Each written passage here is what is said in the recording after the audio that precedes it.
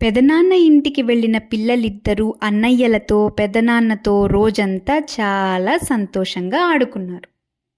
రాత్రి భోజనమయ్యాక ఆరుబయట వెన్నెలలో పిల్లలు ఆకాశంలోని నక్షత్రాలను చూస్తూ పెదనాన్నకు కబుర్లు చెబుతున్నారు. అప్పుడు పాప, ఇవాళ ఏం కథ చెబుతారు పెదనాన్నా అని అడిగింది. మీకు ఏం కథ కావాలి అన్నారు పెదనాన్న. పాప, నాకు కోతి కథ చెబుతారా పెదనాన్న అని అడిగింది. సరే అని పెదనాన్న పిల్లలకు కథ చెప్పడం ప్రారంభించారు. టోపీలను తయారు చేసి అమ్ముతూ జీవనం సాగిస్తున్న గోపి సీతాపురం అనే గ్రామంలో ఉండేవాడు. గోపి టోపీలను తయారు చేయటంలో మంచి నైపుణ్యం కలవాడు. తను సిల్క్ టోపీలను, కుచ్చు టోపీలను, రకరకాల అందమైన టోపీలను తయారు చేసి చుట్టుపక్కల గ్రామాలకు వెళ్ళి అమ్మేవాడు. అది వేసవికాలం. తను తయారు చేసిన టోపీలన్నీ బుట్టలో వేసుకొని అమ్మటానికి గోపి ఉదయాన్నే బయలుదేరాడు. ఊరంతా తిరిగి టోపీలు అమ్మటం ప్రారంభించాడు. మధ్యాహ్న సమయానికి పక్క ఊరికి చేరాలని అడవి మార్గం గుండా ప్రయాణించాడు. ఉదయం నుంచి ఎండలో టోపీలు అమ్మిన గోపి బాగా అలసిపోయాడు. తనకు చాలా ఆకలి వేసింది. ఆ అడవిలోనే ఒక పెద్ద చెట్టు కింద చక్కటి స్థలం చూసి అక్కడ భోజనం చేద్దామని కూర్చున్నాడు. తాను తెచ్చుకున్న ఆహారాన్ని తిని ఆ చెట్టు కింద చల్లగా ఉండటంతో కాసేపు అక్కడే సేద తీరుదామని ఆ చెట్టుకు ఆనుకొని పడుకున్నాడు. కొద్దిసేపటి తరువాత ఏదో చప్పుడు వినిపించి గోపి నిద్ర నుంచి లేచాడు. కళ్ళు తెరిచిన గోపీకి కిచకిచమంటూ చప్పుడు బాగా గట్టిగా వినిపించింది.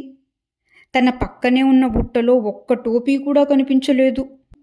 కంగారుగా చప్పుడు వస్తున్న వైపుకు చూశాడు గోపి. చెట్టు మీద కోతులు ఉన్నాయి. అవి కూడా తను పెట్టుకున్నట్టే టోపీలు పెట్టుకొని కూర్చున్నాయి. తను ఎంత అడిగినా ఎంత అరచినా కోతులు టోపీలు ఇవ్వలేదు. తను ఎలా చేస్తున్నాడో కోతులు కూడా సరిగ్గా అలాగే చేయటం గమనించాడు గోపి. అప్పుడే తనకు ఒక చక్కటి ఉపాయం తట్టింది. తన తల మీద ఉన్న టోపీని తీసి చేతిలో పట్టుకున్నాడు. అది చూసిన కోతులన్నీ వాటి తలపైన ఉన్న టోపీలను తీసి అవి కూడా చేతిలో పట్టుకున్నాయి. అప్పుడు గోపి తన టోపీని నేలపైన విసిరాడు. అది చూసిన కోతులన్నీ కూడా ఒక్కసారిగా తమ టోపీలన్నీ నేలపైన విసిరాయి. గోపి వెంటనే అన్ని టోపీలను గబగబా ఏరుకొని బుట్టలో వేసుకున్నాడు. టోపీలన్నీ దొరికిన ఆనందంతో వెళుతూ కోతులకు టాటా చెప్పాడు. కోతులన్నీ కూడా గోపికి సంతోషంగా టాటా చెప్పాయి. అది విని పాప ఆశ్చర్యంతో, పెదనాన్న, మనం ఏమి చేస్తే కోతులు కూడా ఎందుకు అలానే చేస్తాయి అని అడిగింది. పెదనాన్న పాపతో, కోతులు చాలా తెలివైన జంతువులమ్మా. వాటికి ఒక అలవాటు ఉంది. ఎదుటివారు ఏం చేసినా అది తమకు ఉపయోగపడుతుందేమో అని వెంటనే చేసి చూస్తాయి. అవి చూసి నేర్చుకునే స్వభావం కలవి. కాబట్టే గోపి టోపీని విసరగానే అవి కూడా విసిరేశాయి అని చెప్పారు. అప్పుడు పెద్దమ్మాయి ఆలోచిస్తూ పెదనాన్నతో, గోపి టైంకు కరెక్ట్గా భలే ఆలోచించాడు కదండి పెదనాన్న. అలా ఆలోచించడం వల్లే టోపీలన్నీ తిరిగి సంపాదించుకోగలిగాడు అన్నది.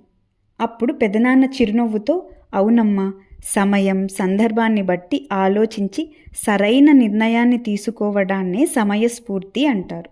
సమయస్ఫూర్తితో ఏ సమస్యనైనా సులభంగా పరిష్కరించుకోగలుగుతాం అని చెప్పి, పిల్లలు, సమయస్ఫూర్తి, ప్రెజెన్స్ ఆఫ్ మైండ్ మనలో పెరగాలంటే ఈ 3 విషయాలు ఎప్పుడూ గుర్తుంచుకోవాలి. మొదటిది స్టేయింగ్ కామ్. ఏదైనా సమస్య వచ్చినప్పుడు కంగారు పడితే మన మెదడు పని చేయదు. ఆ టోపీల వ్యాపారి కోతులను చూసి భయపడి ఉంటే అతనికి ఆ ఉపాయం తట్టేదా? కాదు కదా. అందుకే కష్టం రాగానే ఒక్క క్షణం ప్రశాంతంగా ఆలోచించాలి. రెండవది యాక్టివ్ అబ్జర్వేషన్. మన చుట్టూ ఏం జరుగుతుందో కళ్ళతో మాత్రమే కాదు, మనసుతో కూడా చూడాలి. అంటే ఏం జరుగుతుందో అర్థం చేసుకోవాలి. కోతులు తనను కాపీ చేస్తున్నాయని గోపి గమనించాడు. కాబట్టే తన టోపీలన్నీ తిరిగి పొందగలిగాడు. మనం ఎప్పుడూ అలర్ట్గా ఉండాలి. మూడవది బీయింగ్ కాన్ఫిడెంట్. నేను ఈ సమస్యను పరిష్కరించగలను అనే గట్టి నమ్మకం మనలో ఉండాలి.